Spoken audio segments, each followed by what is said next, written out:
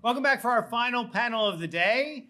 You've heard about this in almost every session so far, but you haven't gotten the definitive answers. So we have two panels for you coming up to give you those definitive answers. One this afternoon on the effects on the civil justice system of third-party litigation financing, and one in the morning, which will be focused more on disclosure. But even to the extent that there's overlap in the topics, you will be receiving a total of 8 different perspectives. And I think there's an awful lot that each of them are offering to the discussion. So we're delighted to enhance that discussion that you've already started earlier today with panel 5 on third-party litigation financing, what effects on the civil justice system.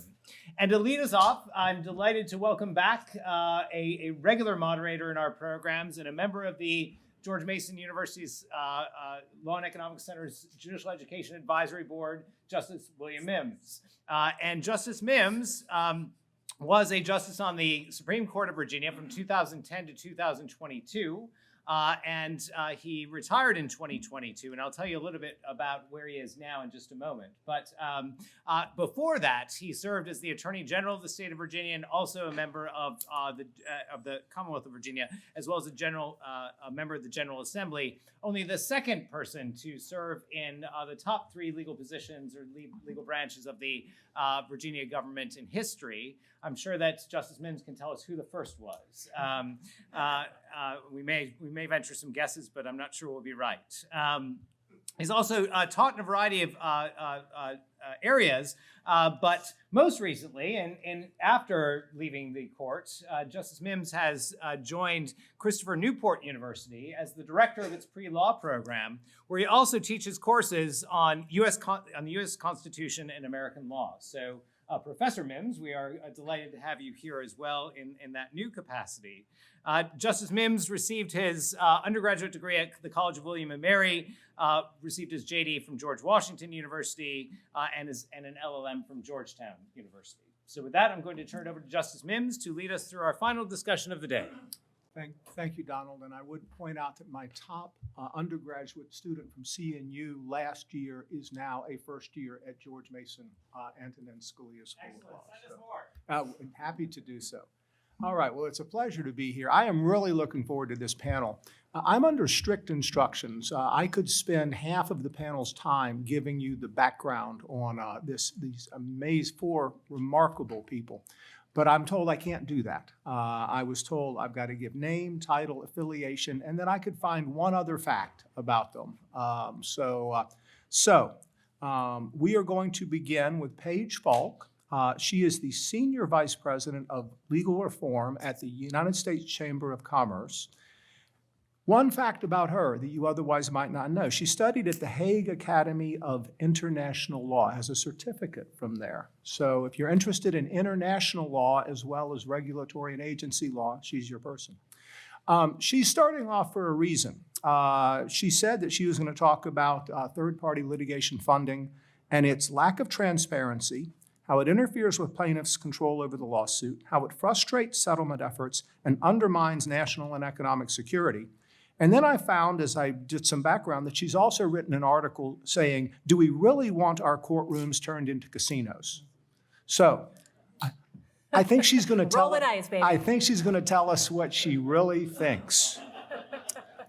Second of all, we have Lisa Bellino, who is the Vice President of Claims, Judicial, and Legislative Affairs for Zurich of North America. We have in our profession, we have litigators and we have trial lawyers. She is a trial lawyer. I asked her, how many trials have you had? She said, I have no clue. She said, I lost track somewhere over 100. And so that's pretty impressive. She also trains trial lawyers. And then finally, she is a graduate of LaSalle, Temple University School of Law, works for Zurich and Philadelphia. If you do not like the Eagles or the Phillies, find something else to talk with her about, okay? She's a trial lawyer, remember that. The two of them are going to go first and second. And I was thinking, Warren Postman, this could be a little bit of a challenge, with the two of them just, back to back. And then I started to read what he had to say, and he said he's a bit of a contrarian. And I said, okay, well, good. I've got him right in third place. But then I Googled him on his law firm's website. And I've just got to quote this. Quote, "The firm's commitment to arbitration allows it to aggressively pursue arbitrations for tens of thousands of clients simultaneously, and as described by the New York Times, has left defendants scared to death." Quote, end quote. I think he's going to hold his own just fine. I'm not at all concerned about that. On this incredibly just high-achieving panel, saved the best for last, Professor and Dr. David Hyman. Now, I Googled him, and the first thing I came up with was David Hyman net worth. And then I realized, oh, I'm sorry, that's the general counsel of Netflix. And then I came to David Hyman, MD, and I thought, well, that's not my guy either. And then I realized, oh, yes, it is. Bachelor's, JD, and MD from University of Chicago. He has an article that you can Google where he quotes both Judge Blackstone, and he talks about champerty and maintenance. It's been a lot of years since I had a conversation about champerty and maintenance. That was actually back studying for the bar. And he says champerty and maintenance haunt the nightmares of tort reformers. They haunted my nightmares for years after the bar exam. And he's going to give us an interesting twist on this issue as an issue of agency law, exploring the importance of agency costs in the market and recommendations on how to regulate. So a fascinating discussion is going to ensue. Paige, you're up first. All right. Thank you, Justice Mims. Thank you to George Mason Law School and Donald Cochin, to all of you judges in the audience and other esteemed guests and my fellow panelists. It's a real honor to be here and appreciate that really impressive introduction of all of us. We will live up to the task. So we're here, as Justice Mims said, to talk about third-party litigation funding. I understand you've heard a lot about it, but it's really an important topic. My goal today is just to highlight a few issues related to the impact third-party litigation funding has on the civil justice system. Again, third-party litigation funding, when I'm talking about it, essentially is the practice of investors buying an interest in the outcome of a lawsuit or a portfolio of lawsuits. We're seeing now that litigation funding is really oftentimes law firms that are funding cases through a portfolio, which raises its own concerns. Third-party litigation funding has surged in recent years. It is a billion and multi-billion-dollar industry, and litigation funders are pouring money into all types of litigation in every industry sector, from mass torts and class actions, patent litigation, class and antitrust, and on and on. In most cases now, there's the potential, big cases, the potential for some third-party litigation funding. In my view, and the U.S. Chamber's view, third-party litigation funding distorts the civil justice system. Essentially, it's shifting it away from a forum where you resolve disputes between two parties, and instead changing it into a stock exchange, determining winners and losers among investors. And I appreciate Justice Mims' reference to how courtrooms are turning into casinos. That was some time ago, but I was pleased to see that Chief Judge Colm Connolly thought the same, and he's the judge in the District of Delaware who's actually entered a standing order in his courtroom requiring disclosure of litigation funding in the cases before him. He said, I quote, "I don't believe our courts are casinos where people should just go to profit about third-party litigation funding. I think that's bad for the system, and I think it undermines the importance of our courts." Many judges still have no idea about the sorts of deals that are going on related to profit behind the scenes in their courtroom, because there are no uniform rules to require disclosure of litigation funding agreements in cases. And investors often strenuously resist having litigation funding disclosed in their cases. This lack of awareness poses numerous problems to the civil justice system. It may cause speculative litigation. Litigation funders may take over cases and make them more difficult to settle. There's the potential violation of legal ethics And there also is the potential for foreign adversaries to undermine national security and U.S. economic interests. First, let me turn to control, because that has been a big issue in the debate around third-party litigation funding. Secret investments may result in litigation funders funding cases, and they want to get their money back, so they ultimately may control and influence the case that they're involved in. They want to protect their investment. Litigation funders, time and time again, say, we do not control the litigation. But the few agreements that have come to light, remember, they're operating in secret behind the scenes, show a different scenario. Many of you probably have already heard about the Cisco case, and this is Cisco, the food distributor, but it's a really important one to emphasize because it involved the litigation funder Burford, who is the largest litigation funder, and Burford funds all sorts of business-to-business disputes. And we at the Chamber represent companies. So they fund a lot of commercial litigation, although they have been in some mass tort and class action litigation, including the very notorious Chevron Ecuador litigation that was fraught with lots of fraud. I'm not going to get into that today, but want to talk about this Cisco-Burford dispute. Essentially, Cisco had a series of antitrust class actions against various poultry and meat suppliers that it financed, and it borrowed about $140 million from leading funder Burford. Once Cisco got reasonable settlement offers from some of the defendants that it found to be reasonable, Cisco wanted to start settling the cases. But unfortunately, Burford thought the settlements were too low and essentially vetoed the settlements of the plaintiffs in the case. So the two ultimately got into their own dispute, so the litigation funder and the plaintiff. They eventually settled that.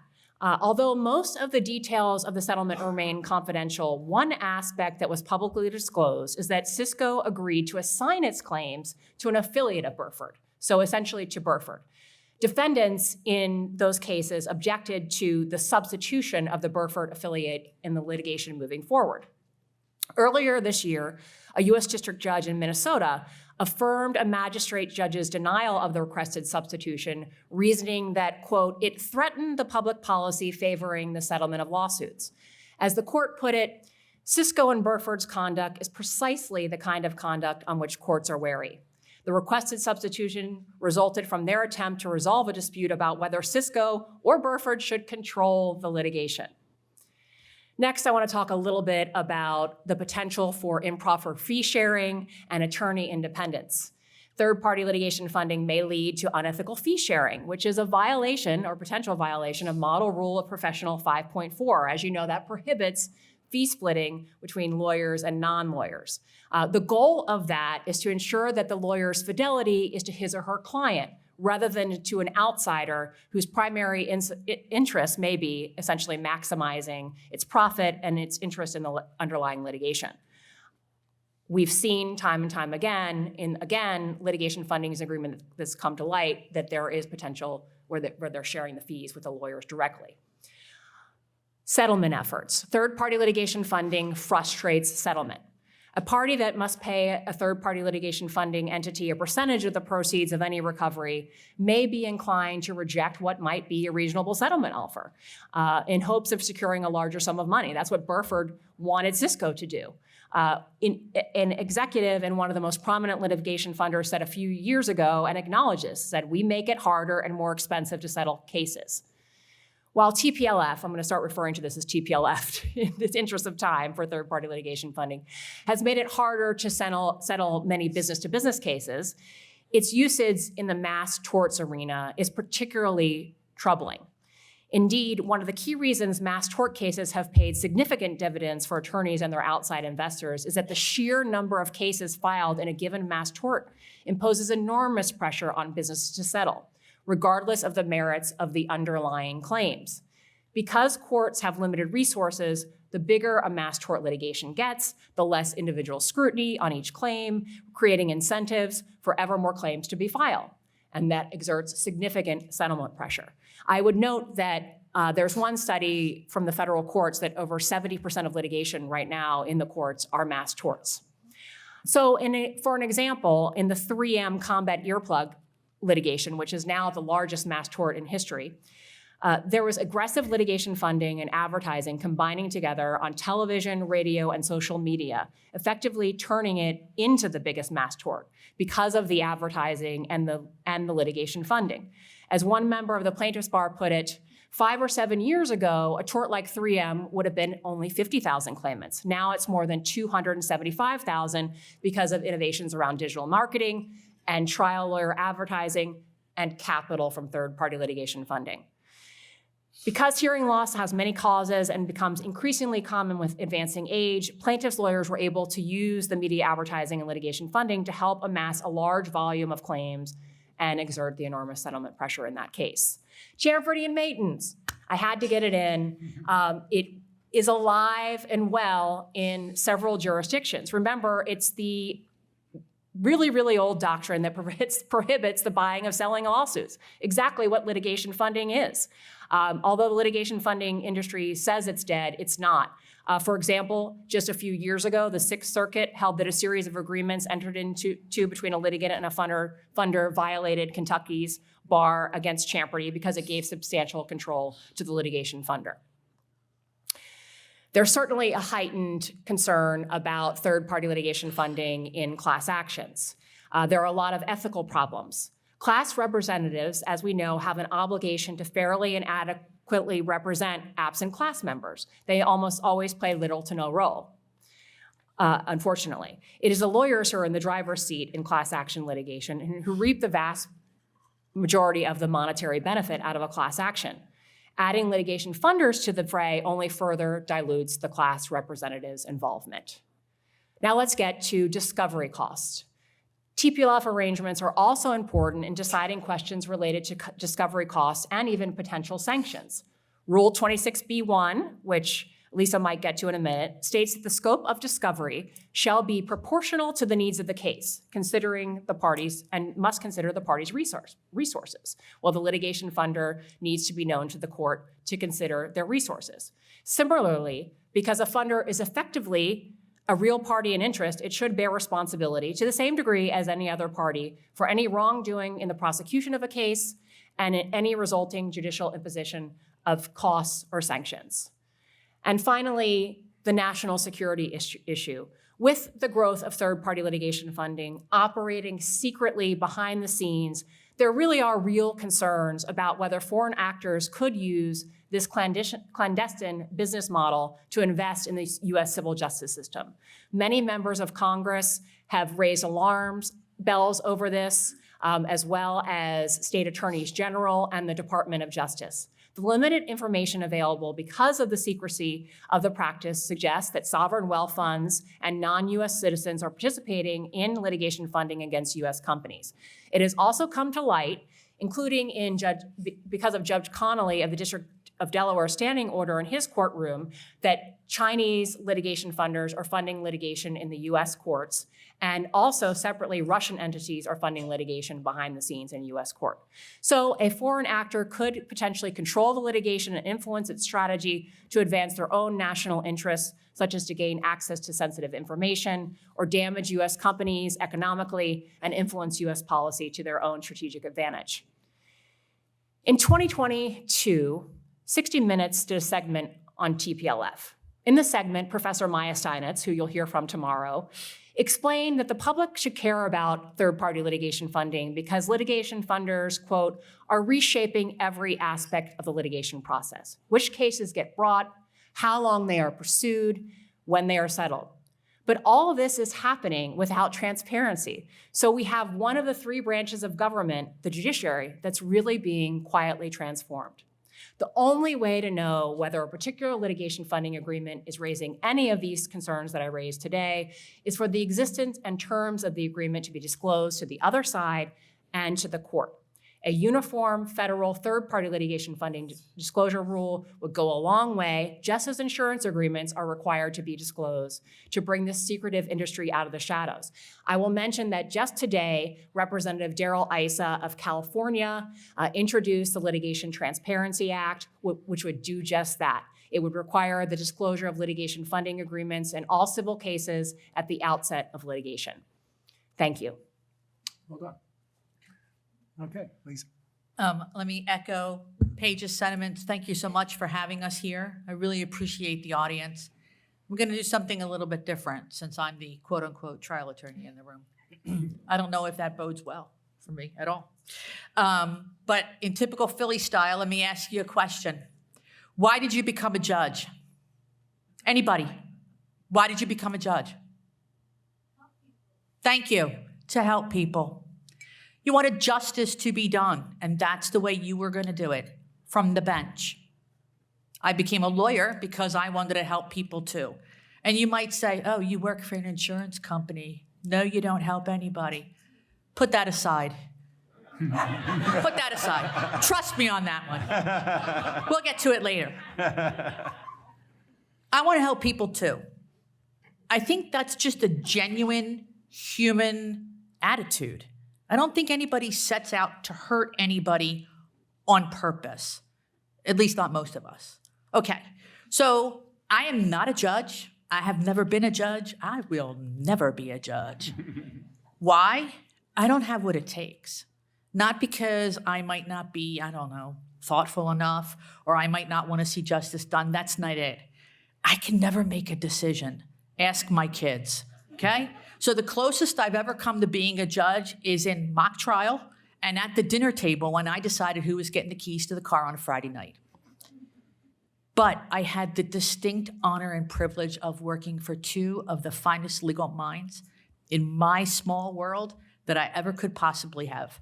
One was Court of Common Pleas in Philadelphia, and the other was a federal magistrate in the Eastern District of Pennsylvania. I learned respect for the judiciary, something which I unfortunately think is very much lost on this generation, but I teach it as best I can in my small world.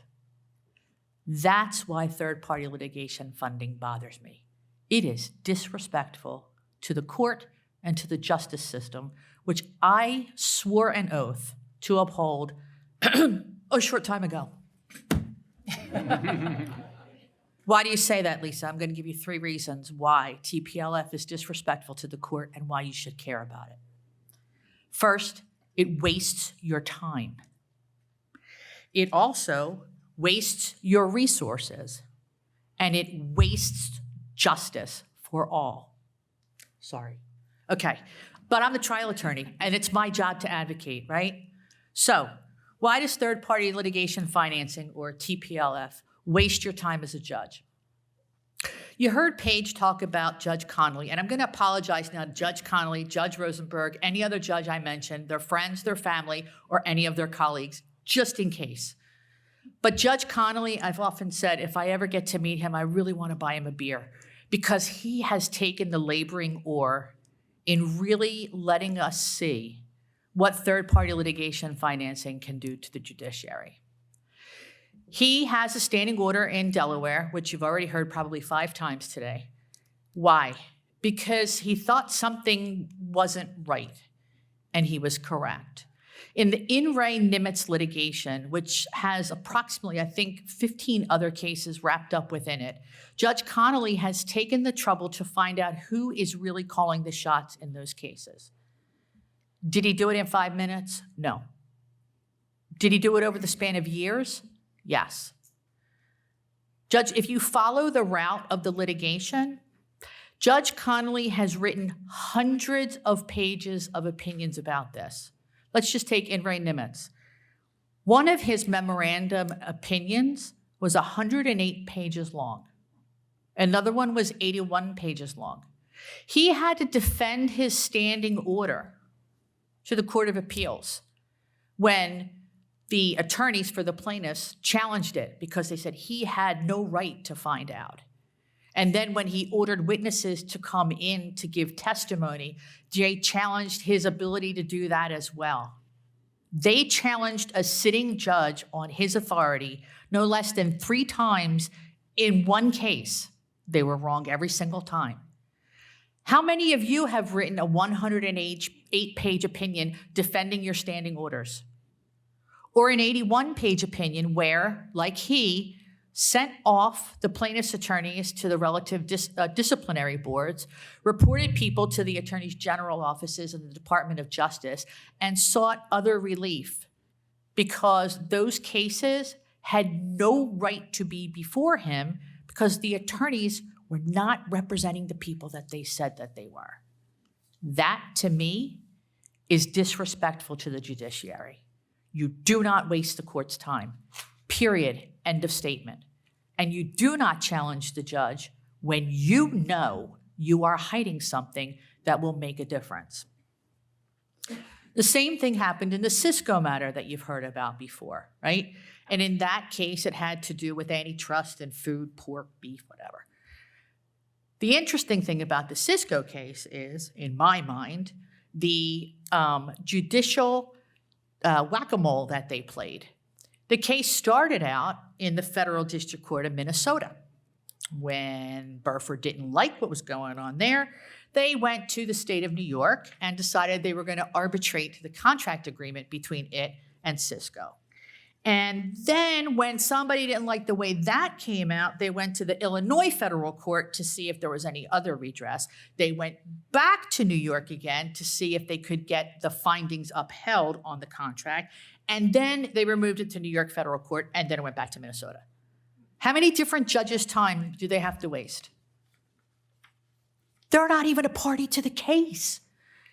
Burford was not on the caption. They had no right to be heard, but yet they wasted the time of many judges and many more pieces of paper and many more gallons of ink. I ask you, how respectful was that to the judiciary? I will note that TPLF is not always business to business. It's not always a patent case that you're going to hear about or an antitrust case. There are different types of TPLF, one of which affects consumers directly because they are receiving the money. Others are about portfolio funding, where tons of cases can be brought into one portfolio and be sold off to a funder or by a funder. And of course, what we've just heard about. So what Paige mentioned before about affecting settlements is something that's very important. Because as we know, the vast majority of cases settle. Not everybody's lucky enough in this day and age to try a case for lots of different reasons. But when you can't settle a case because the funder won't let you, because the funder's not even at the table, how disrespectful is that? Judge Dougherty mentioned that in one of the Cisco cases where he said this settlement was to prevent all settlements. Essentially, it made a floor for all the others. I work for a carrier, and by the way, my opinion is mine, right? You can't pin it on Zurich because God knows if they knew what I said sometimes, they probably wouldn't let me talk. But my point is this. If I need to be at the table because I am paying the settlement, then I need to be at the table. The same thing with the funders. Have them be at the table. Do not waste the judge's time. Okay, so now it's a waste of resources. I ask you again, how many of you have time to write a 108-page opinion? I wouldn't even know where to start. And it's been done multiple times. So I'm sure that you're all familiar with the Zantac litigation and the Valashore thing that went on. Yes, no, maybe? Should I talk about it? Okay, so Valashore, the company that was there to investigate or run lab tests on, how do you say it right, ranitidine, thank you.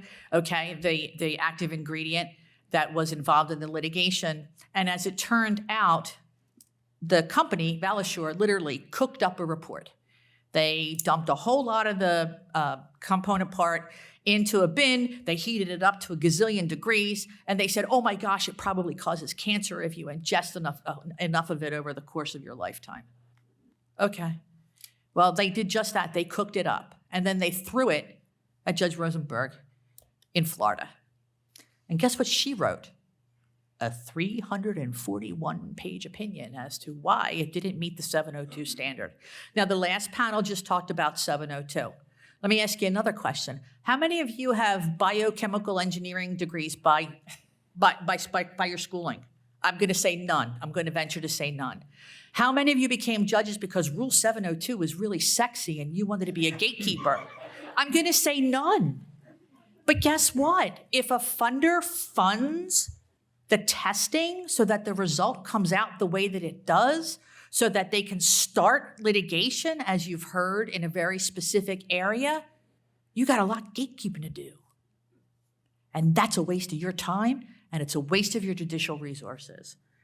I have often asked judges, how much does it cost to try a case in your jurisdiction? And I get a blank stare. Because you really can't, depending on the kind of case, how long it runs, how much is involved, that kind of stuff, the case costs vary. Judge Rosenberg had that case for a very long time and took the time to write that very long opinion. And you know how many cases it affected? How many claims? 50,000. And that was only in her court. There are plenty of others in the state court systems that are clogging them up too. And by the way, the more cases in the judicial system, the more it costs, the slower the docket, and the more work, not just for you, but for your staff and everybody else. And here's my question. Who pays for that? The taxpayer? Because I don't think any judge is paying for their own docket, right? I don't think any plaintiff's attorney is just paying for the docket, or defense attorney for that matter. No company. The taxpayer pays for that. And ultimately, if we're there to help people, I question whether this helps people, because it's preventing real justice from being done. Let me also suggest to you that third-party litigation funding promotes fraud in some ways. I'm not going to say every case is fraudulent. I'm not going to say that. And you're going to tell me when I run out of time, right? Yeah. Okay. 19 seconds. Okay, I'll talk fast. I'm from Philly. I can talk fast. Okay. Counsel, you may close. Thank you, Your Honor. You know that we've heard about the 3M cases. What about Camp Lejeune? That went from a couple of $1 billion put aside to settle these cases to $3.3 trillion, maybe, that might resolve all the claims that were brought in by the lead generators. People that had no business being part of that. It's also affecting things like, anybody hear about the $31 million scam in New York City where the plaintiff's attorneys were funded and they went out and got homeless people and performed surgeries on them and said, hey, pay money? Or how about the RICO action that's going on in the Southern District of New York right now, where all those different lawsuits are coming together? Allegations of funding, funders are defendants. Look, am I saying all of it's wrong? No. I'm saying you need to know about it. Just tell us about it so we can figure out what to do with it.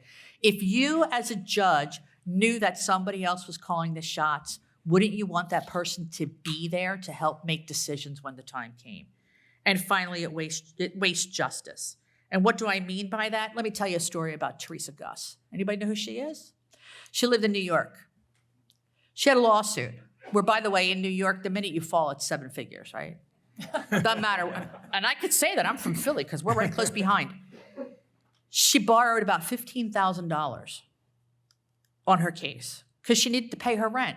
And I get that. But nobody read the terms of the funding agreement where she was required to pay exorbitant fees.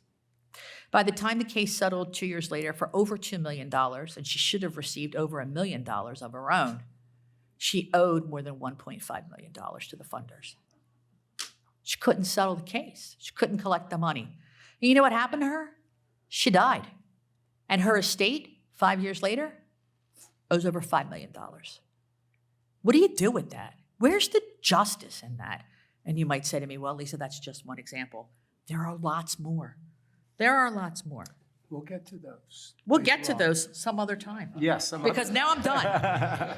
Now, I told you all it was going to be robust. This is not your typical panel. But Warren, the microphone is yours. You said you are a contrarian, but I would say that you just simply get the opportunity for a vigorous counterpoint.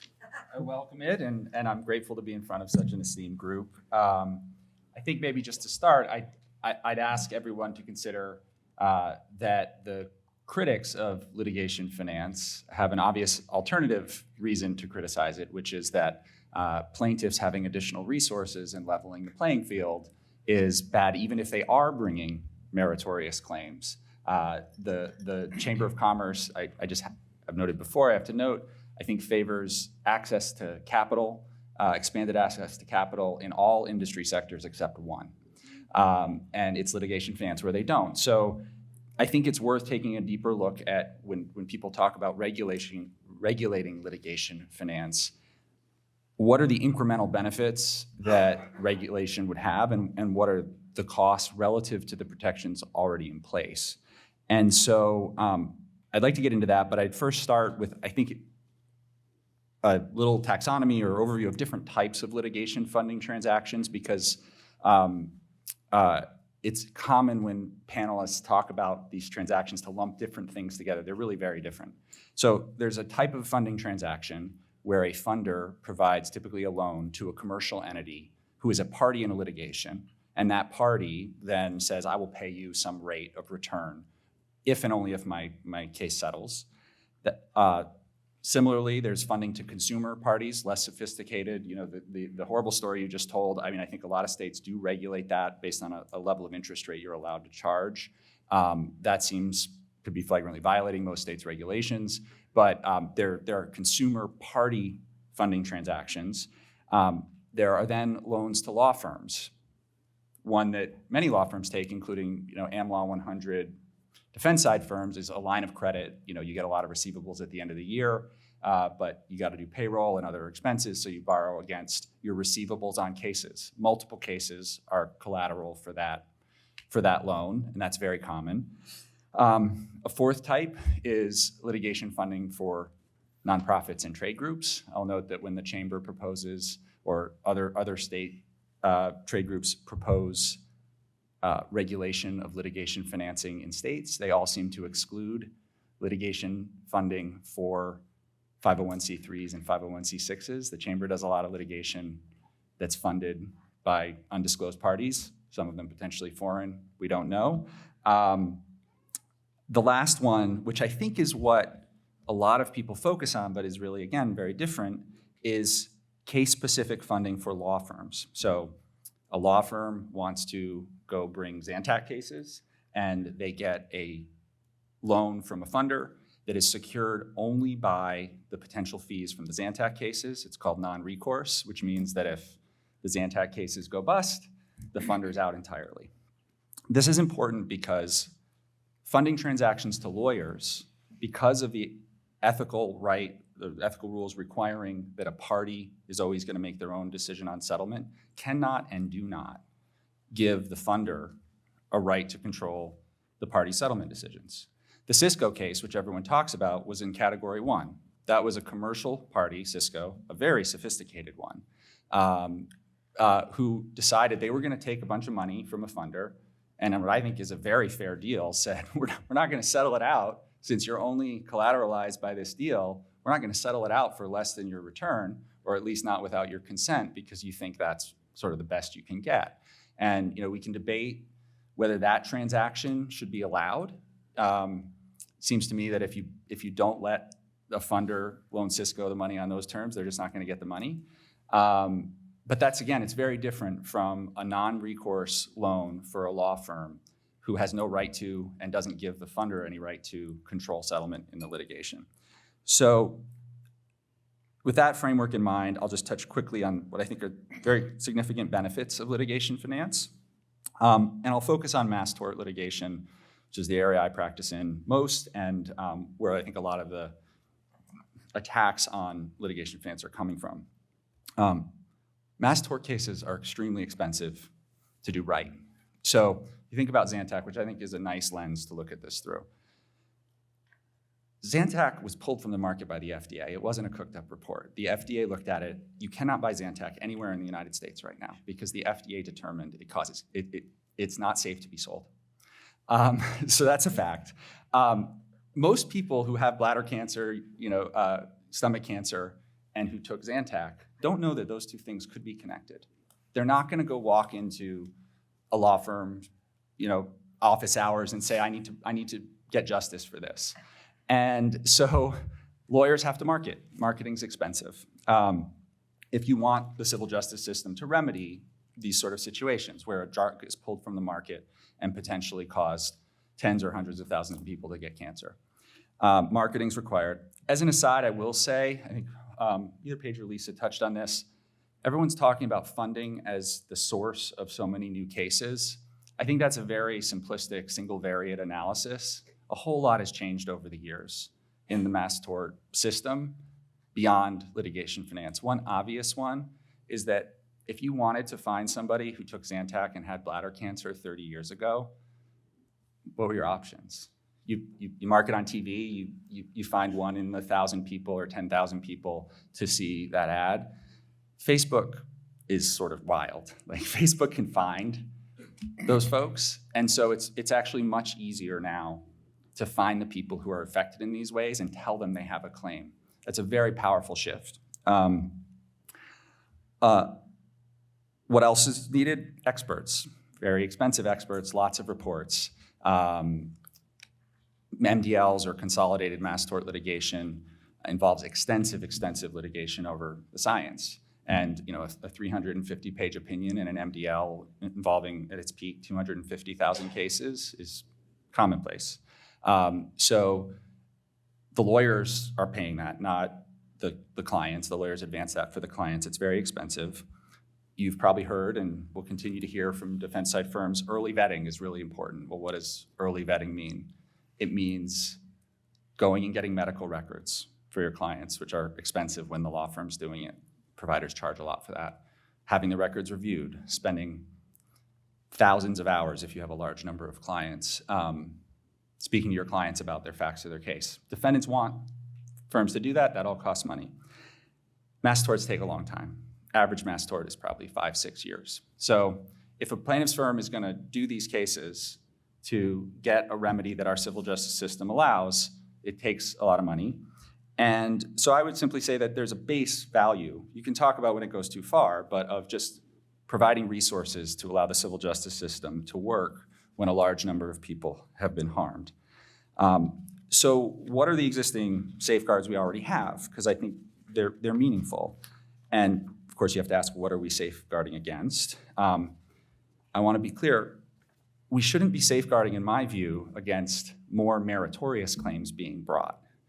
It's very easy to slide between the two and say, oh, look at all these cases that were filed. Well, we don't yet know if those were just because plaintiffs' firms were better at finding the people affected and working them up and getting them resolved, or whether they lacked merit. So I think the claim for critics of litigation funding has to be, if it's going to be coherent, that litigation funding encourages the signing of unmeritorious claims. That's never made much sense to me. Litigation funders are incredibly sophisticated. They have underwriting teams.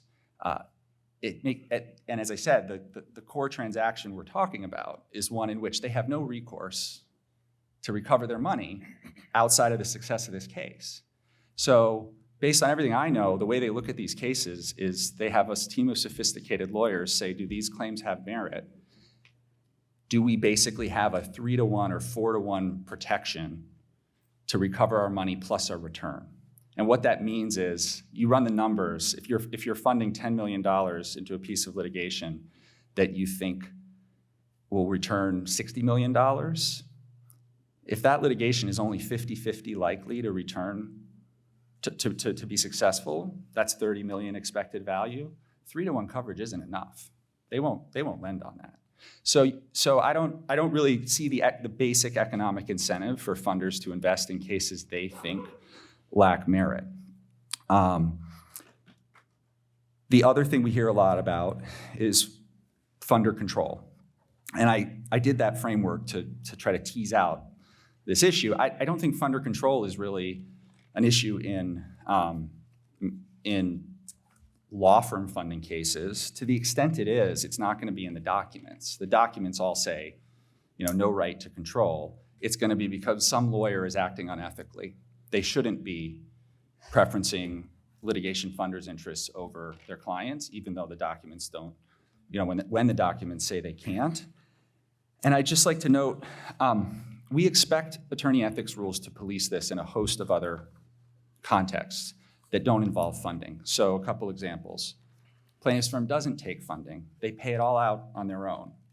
They get a settlement offer that's too low for the clients, but they paid all this money and it's gone on 3 years and they really want their money now. That's a very powerful incentive for a plaintiff's lawyer to sell out the clients.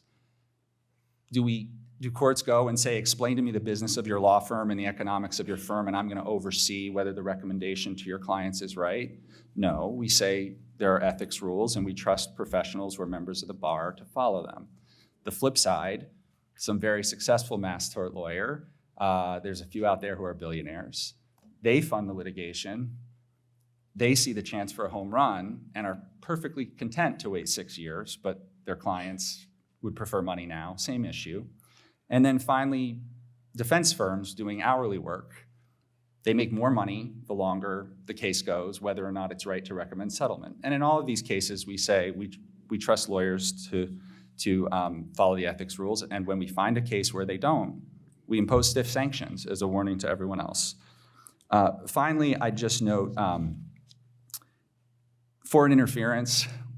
With respect, this feels a little bit like there was a brainstorming session somewhere where people said, what are scary words out there that we can try to tie to litigation finance? And you had the Russian election interference, and this was a scary thing we could tie to litigation finance. I don't know that there are significant litigation funders. There's apparently some tied to China, but I certainly see no reason they would have control over litigation. And there's just, for any litigator, an obvious solution here. There's a protective order that says you can only share information with parties. And then if you have really sensitive information, there's a attorney's eyes only protective order. And courts do this all the time. And defendants who think they have national security information probably should be asking for attorney's eyes only protective orders. So I think there's a lot of safeguards already. And so I think we've all shown interest in this and spent a lot of time talking to it. So it's hard to say it's a mountain out of a molehill or something we shouldn't talk about. But I think that's actually what it is. Okay, so we have heard from the advocates. Now we get to close with the professor, Professor David Hyman from Georgetown University. I referenced briefly his article, and I hope that the link may be in some of your materials, but if it's not, I want to give you the title because I think it's well worth finding it online and reviewing it. It's entitled Third-Party Litigation Funding, Panacea or More Problems. And it's in the AEI Journal, and I do commend it to you. Professor Hyman, lead us out of the thicket. Well, thank you all for staying to hear from the academic at the end of a long day. And I'm not sure I'm going to lead you out of the thicket, but I may give you some sense of the magnitude of the thicket and the extent to which we've had to sort out similar problems elsewhere. So let me just start with a very simple typology that I think is actually helpful in thinking about the problem of third-party litigation finance, or TPLF, as you've already heard the acronym. And that typology is the difference between sophisticated and unsophisticated counterparties. So unsophisticated counterparties or clients typically are, the classic retail plaintiff with a personal injury case who's desperately in need of funds and borrows against the prospect of a future recovery. And there are obvious reasons for being concerned about that situation. It's a one-shot deal. It's usually an unsophisticated party by definition. If they can read the documentation, you're lucky. If they can understand it, they probably went to law school, which takes them out of the unsophisticated bucket to begin with. And so there are obvious reasons for worrying about that setting. And there's a reason why we see state-level regulation of consumer finance contracts that are similar to this. I think it's important to recognize that that's a category of cases, but not think that the insights that you have about the necessity of regulating there automatically apply to dealing with sophisticated parties. And sophisticated parties are lawyers and sometimes clients. We've heard examples of both of those already. We might well have different concerns about those sorts of arrangements, but they're typically in what I would call externality type problems, right? The deal that's acceptable to both of people on the side of the transaction nonetheless has spillover consequences for other people. And we've heard some examples of that, right? Refusal to settle, under certain circumstances, maybe encouraging some frivolous litigation, maybe unethical conduct, maybe loss of control, right? That's the sort of laundry list that we've seen. But I think it's important to keep separate these categories because the kinds of problems you see as well as the kinds of solutions that you might want to consider may be very different for the different buckets that you're dealing with. So with that, let me thank Judge Mims for talking about the paper. There's actually a link to it on the Law and Economics Center agenda website, along with a bunch of helpful materials that I think my co-panelists have submitted as well. And the paper's supposed to be forthcoming at some point in the future, but it's been through peer review and it reflects my and my co-authors' assessment of these issues. From, I think, both an empirically informed perspective, I spent the last 20-some years doing empirical studies of the medical malpractice system and publishing them in a variety of journals, as well as our sense of the landscape of personal responsibility versus insurance versus agency law, because I think all of those are sort of potential sources for insight in how we should think about the problem of TPLF. So with that all as 3.5 minutes of background, let me use the balance of my time to make 2 and maybe 3 points.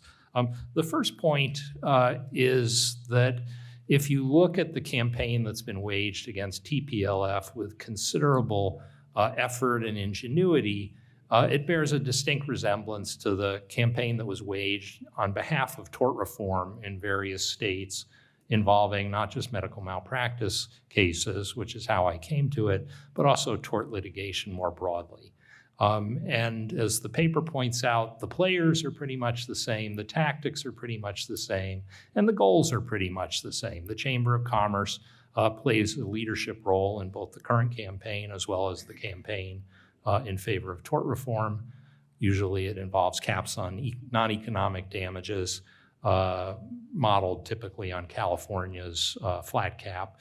And it's bolstered by white papers and studies and scary stories and what appear to be poll-tested slogans about the evils that we're mostly concerned about.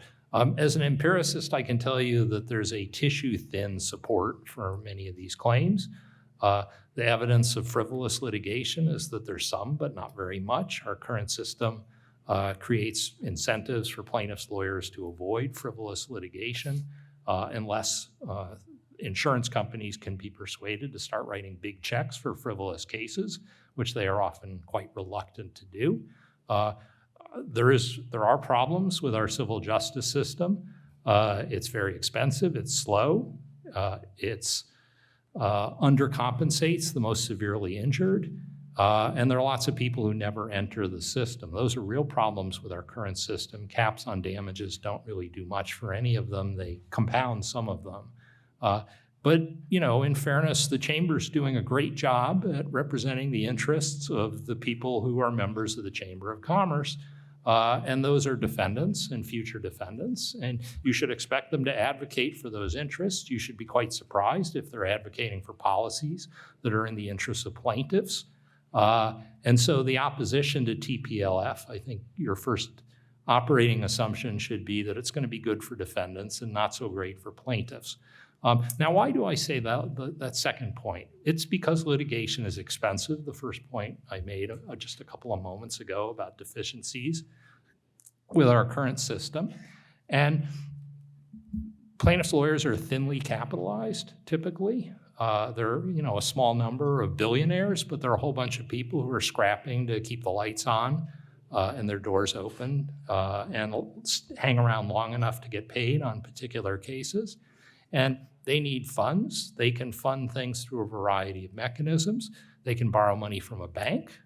They can borrow money from their past successes, that is, their own working capital. They can borrow money from anybody who's willing to loan them money, or they can go without. And anybody who's willing to loan them money is sometimes other lawyers and sometimes TPLF. And this is just a continuation of a longstanding business arrangement.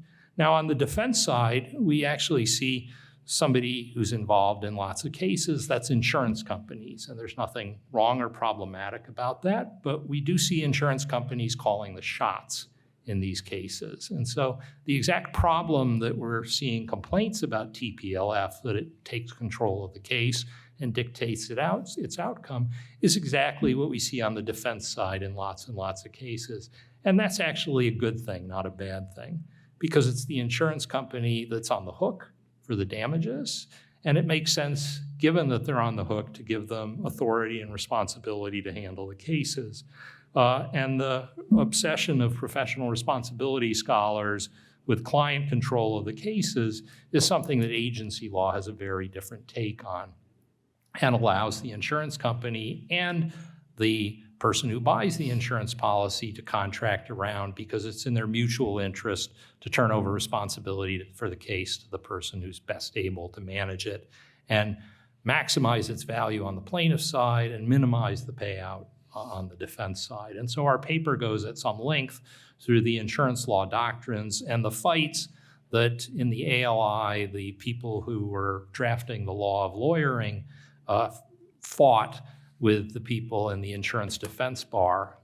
Insurance defense refers to the resulting conflicts of interest, and they are real and need to be dealt with and managed, as the eternal triangle. I don't know how they came up with that poetic example of what's a garden variety conflict of interest. But there are conflicts of interest here, and they need to be addressed and dealt with.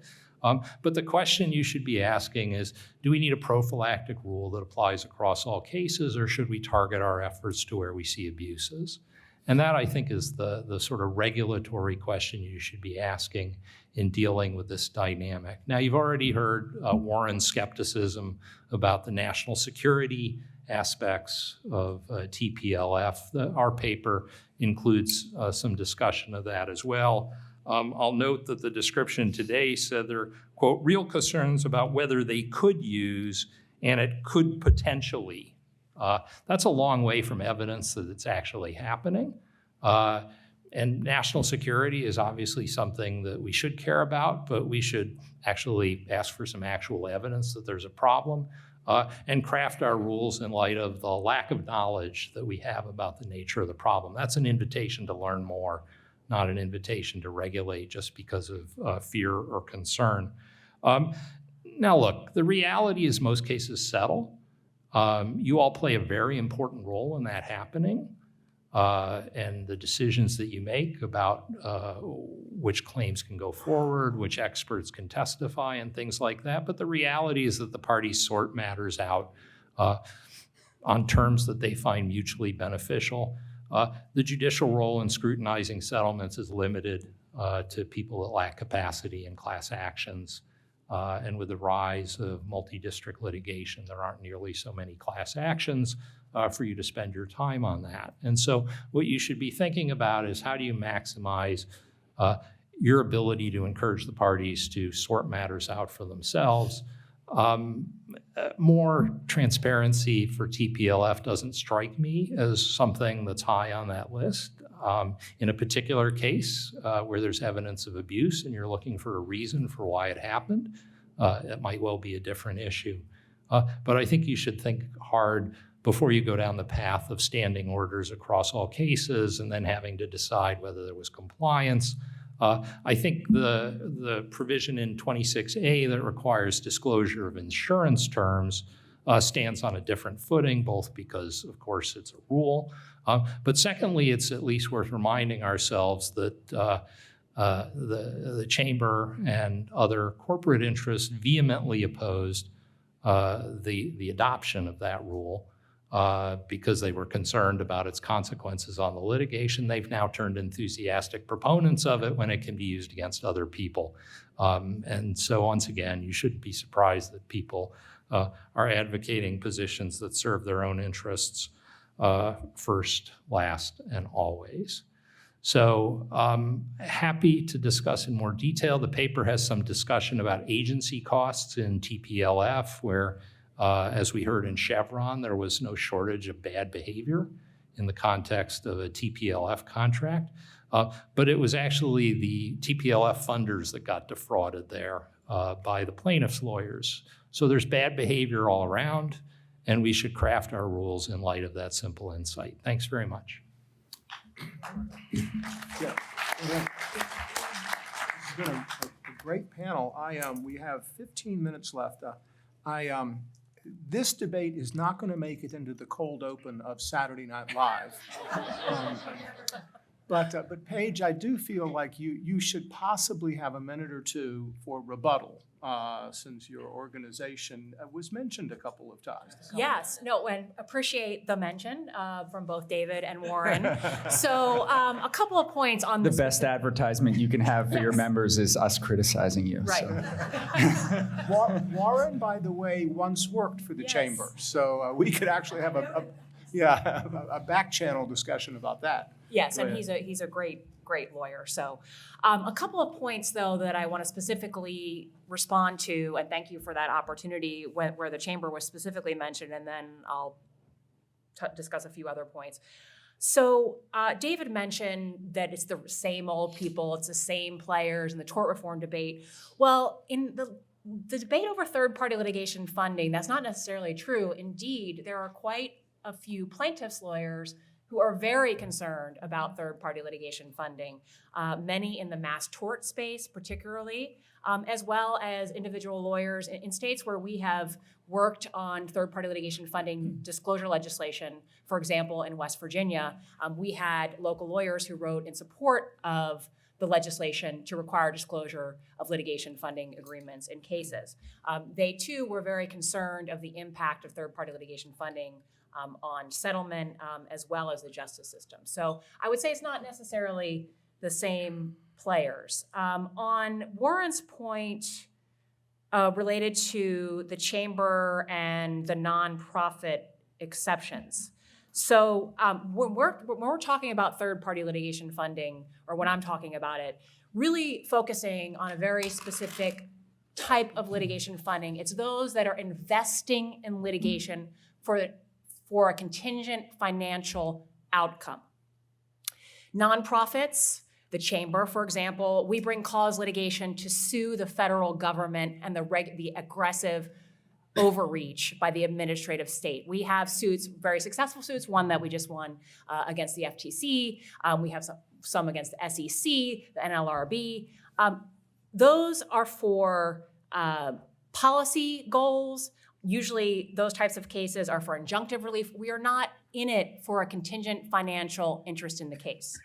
So they're very different types of cases. There are also First Amendment and associational concerns in those types of cases. So they're very different, and some states have had carve-outs, even though the definition in the state legislation would not cover the nonprofit type litigation that is not in it for profit. They've had carve-outs because just so that the nonprofit groups, it would not chill their speech, which was argued. So that's that. What were some of the other, the fact that the chamber, it cares about capital and everything else and invests. Well, the litigation funding, the civil justice system is about addressing and resolving disputes. It is not the New York Stock Exchange. The other issue about... Or a casino. Or a casino. So those were some of the points. I can continue on. Yeah. Let's pause there though, because we have 10 minutes left. You did point out overreach by the administrative state. Those are words, music to the ears at Antonin Scalia Yes. law. It was a buzzword Yes. for you here. So we have 10 minutes left for audience questions. We have, as you know, we have microphones on each side. Are there questions? I think everybody's asleep. Yes. What do you think? We have, over here. There we go. Does mediation and conciliation come in as a role here? The judges often, at least in Commonwealth, Pennsylvania, we do court mediations and conciliations and compel everybody to be there. But do we have to require these funding persons to be there as well? Because we make all the adjusters through chain of command show up. All the parties have to be there. So now I have a concern that maybe I'm not getting everybody. And that's my point. Thank you for articulating it better than I did as I babbled like a brook. So I also sit as a judge pro tem for the Court of Common Pleas in Philadelphia. And if you don't know who's pulling the strings, you can't have them there. My point is, I'm not saying you should do away with it altogether. That's not what I'm saying. We just need to know about it so that we can make an informed decision. And oftentimes I've sat as a JPT in some of like the larger construction cases or med mal cases, and I've said to the plaintiff's attorney, is there any funding here that I need to be worried about when I come up with my number to settle the case? And I've been told, you don't get to know that. And I go, then I'm never going to be able to settle your case. Because if the plaintiff is on the hook for $100,000 off the top and my number's $150, you're never going to settle it. And so I think your point is well taken. If I could just say one thing, anybody with a phone that has internet access or a computer that's up, type in the URL, ClaimAngel, one word, ClaimAngel, ClaimAngel.com. It is a marketplace for TPLF. You go to the marketplace tab, I don't even know if this is on, and you can find all these different claims to fund. You can fund them. I can fund them. My next door neighbor can fund them. Oh my gosh, does anybody see the potential conflict and problem that I see? So it's all well and good that people need help. Everybody deserves access to justice. I applaud that. However, that is the FanDuel of litigation. Oh, goodness. I had already written that down before you said casino, so I had to say it. And coming from Philly and knowing all the sports that I do, because Pete Rose once played for us, God rest his soul, betting on the outcome of justice is just, you got to let me know that's there. You just got to let me know. That's all I'm asking. I'm done. Just to note a point of agreement, which is, I think it's totally appropriate in a mediation for a mediator or for a court facilitating a settlement discussion to say, if there is anybody who has a say, a settlement authority, you do this in all mediations. I need someone with settlement authority. They need to be in the room. I think that's totally fine. My point about the different arrangements is that I think that only picks up the commercial Cisco type cases. And in those cases, those, I agree, should be disclosed and that person should be in the room. If you ask it in the law firm funding cases, they'll say there is no such person, and I think that should be the end of it. Okay. I'll give you 2-to-1 odds that the judge standing over here has a question. Okay. I do. Warren and David touched on this, so I wanted to hear Lisa and Paige's perspective. It seems like a lot of the concerns that the two of you raised, I think, are very valid, but I think that there's already rules in place that would address them. Professionalism rules, ethics rules, don't lie to the court rules, don't commit fraud, criminal rules. Yeah. So I guess I see their perspective of, do we need a different rule? I think we have a lot of the rules in place already. So if you guys could touch on that. Sure, I can talk to it if you want. So in 2023, there was $306 billion in insurance fraud that was committed. You know how much money that is, right? Like, that's more than the gross national product of several smaller countries. It could fund the entire city of New York for over 2 years, not to mention Philadelphia for about 10. So when you say we have rules in place, who's going to police them? How do we know? I agree with you. If everybody abided by the rules of conduct, I would not be sitting here right now. And most of you would not have half the problems that you do. Judge Connolly would never have had to write a 108-page opinion because everybody would be playing by the rules. Most of us play by the rules. That's why we raised our right hand and said, I swear. And we meant it, but not everybody does, right? I was talking about the RICO cases in New York, which just fascinate me. They appall me, but they fascinate me.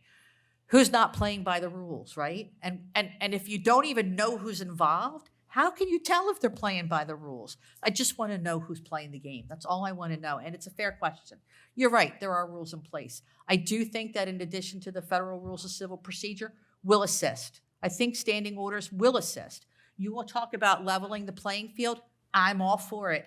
Let me know who's playing the game so I know what calls I got to call, you know? So I think it's a fair question, and I wish everybody played by the same set of rules. All right, let's go to the minute. We've got 5 minutes, and I know that Donald is going to call time on me at 4:45. That much I'm certain of. So let's see if we can get the last 2 questions. All right, before I came to these seminars at the Law and Economics Center, I was very much a purist about law and I thought of law as a temple, and I'd heed the call to throw the money changers from the temple. But then I learned a lot about economics and the application of economics, and I began to believe that the market exists and capital markets allocate capital appropriately, and that the invisible hand will move resources to the places where those resources are needed, and so I'm a little bit conflicted. I mean, I'm inclined to hear sometimes that harsh results are justified in order to be more efficient, and yet here we're told that I'm hearing that the economics of funding, third-party funding, challenge the sanctity of this temple of justice. So how does this fit in? So in so many respects, we learn to. So if you'll comment on that conflict here, why in so many instances are we supposed to support the economics of law, yet in this instance, not so? Are you asking me or him? I think it's to Bill, okay. Justice, Your Honor, because oh no.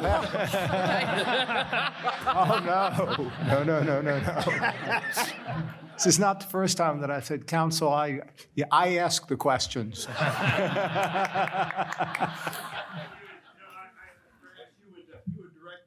I would ask Professor Hyman on that. And I do that knowing that he had a view that gave a nod to both sides, and I'd love to hear your comments on that. Look, insurance fraud long predated TPLF, and it will post-date it as well. Every system involves people gaming, and any sensible system builds in steps to try and deal with the worst of that conduct, either in terms of its magnitude or its frequency, or ideally both. And so, my point was, if there's documented abuses, we should actually take steps to address them, although they should be limited and only go as far as our evidence of the nature of the problem exists, while thinking about trade-offs. Our civil justice system is flawed in all sorts of ways. This is not going to be a silver bullet to fix any of those problems. I'm skeptical about the magnitude of the problems for reasons I've already described, but I'm open to being persuaded that there's a real problem somewhere. And in fairness to both Paige and Lisa, transparency efforts are a very modest attempt to address things. It's not an outright ban. They're not trying to regulate rates, although I'm waiting for the other shoe to drop. So let me stop there so we can get the last question. Okay, yes, we have exactly 1 minute. So once the question gets asked, there will be time for it to be answered. So go ahead. Real quickly, I have one point of information and one question. The point of information is I'm a circuit court judge in Fort Lauderdale, and I've had about 4 or 5 of these cases that originated in the probate and guardianship division, where a minor child is seriously injured. They retain a guardianship attorney who knows nothing about litigation, and he or she in turn brings in a litigator to handle the lawsuit in the civil division where I sit. And so, and these attorneys with the civil litigators obviously will not take the case unless, in fact, they can bring in a financing organization to finance this litigation. Normally, it's not the litigation company contacting the family or the lawyer, but the lawyer, in fact, initiating the arrangement with a financier of the litigation. Secondly, and then that was my point of information. My question is, are you aware of any jurisdiction, any state that has required that, in fact, where there is a known third-party funding litigator or finance company, I apologize, to be required to be identified in the style of the case as a party to the lawsuit? And if not, why has not? If not, then why has that not been undertaken or investigated? So you're asking whether they actually are on the caption? Is that what Yeah, you're like the asking? style of the case. I'm plaintiff. not aware of any. Are you? I'm not aware of Is any it- has because there we been don't even know any who they effort? are. Has that been a thought or consideration to make them a party? Do you think that would have an effect on limiting the participation of third-party financiers? You know, New York has some sort of rulemaking pending, somewhat related to this. There was a case, a guardianship case that came up in New York, and so they're looking at some third-party litigation funding disclosures around those types of cases in New York. I'm not as familiar with it, but I've seen it, but I'm not aware of funders being made a party. We certainly think that they're a real party in interest. And that they should be at the table for settlement, for costs, fees, sanctions, those kind of things. So I think that's a great point. I'm going to have to look into that a little bit more. Maybe that's my next speech. All right. They actually asked me to also go to mediation beforehand, and they asked me if the third-party representative can participate in the mediation. and I'll look at that New York file too, and happy to share it with you on what was going on there in New York. Okay, so before I ask for a round of applause, I want to point out, I want to thank Donald. I said he was the enforcer that, I ended at 4:45. But this panel has been extraordinary. And putting these panels together is not an easy task. And I've done several of them, and every single one has been invigorating, but this one is even beyond that. This has been great. So Donald and the panel, thank you. Thank you so much. Thank you.